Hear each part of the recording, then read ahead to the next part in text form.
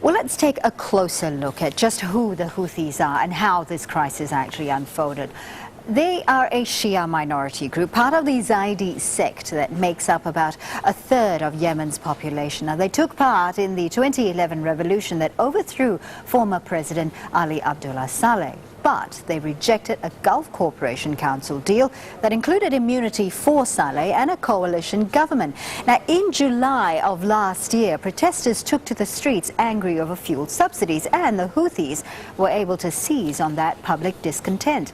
By September last year, the Houthis had taken control of parts of the capital, including government buildings. And in January, they then stormed the presidential palace, effectively placing then-President Abdurrabbu Mansur Hadi under house arrest. Well, let's get more on the implications, the regional implications of the Houthi takeover. And Khaled Bartafi is a senior columnist for the Saudi Gazette. He's also an assistant professor at Al Faisal University. He joins us now from Jeddah in Saudi Arabia. Thank you very much, Mr. Batafi, for being with us. Now, no doubt Saudi Arabia is watching events in neighboring Yemen in a nervous manner, shall we say. What are the likely implications of this takeover for the Arab power?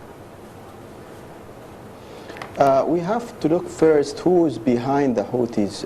Iran is behind the Houthis. They are behind Hezbollah and the Shiite militias in Iraq and Syria. And that's what worries us, because Iran trying to surround us with their agents of war and destruction.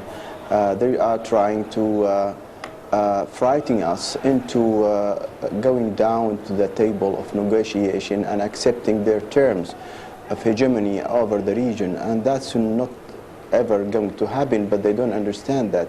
They keep trying, and of course Yemen is very important to us. It's in our southern border, and before that we have war, if you remember, a couple of years ago with the Houthis on the borders, and we overcame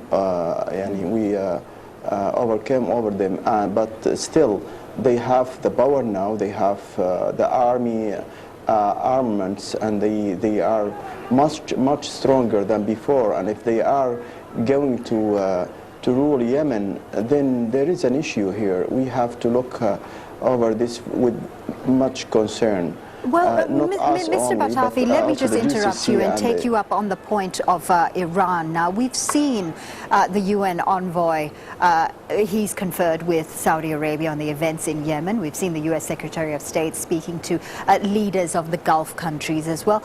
Why has there not been any communication with Iran, which, as you say, supportedly supports the rebels?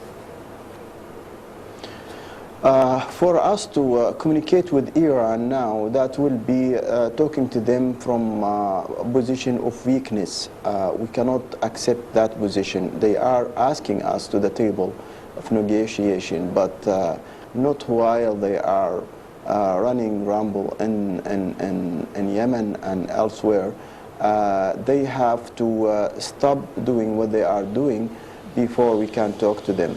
But at the moment there is a much bigger problem in Yemen that the international community should look into and should find a Mr. solution Batafi, you know, many people have said that Gulf leaders, as you say, Gulf leaders are calling on the international community to resolve the Yemen crisis.